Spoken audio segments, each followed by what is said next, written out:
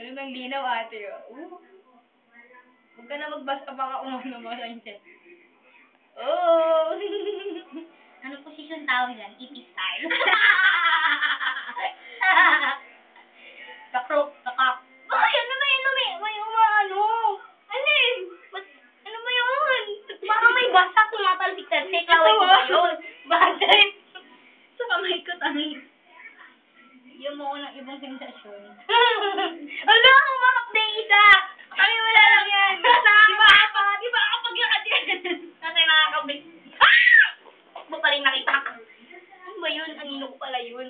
Mabilis na! Tangi, kanina ko pa kami ni Bidyo. Nakakot ka sabihin mo, hindi nakakahiya ka.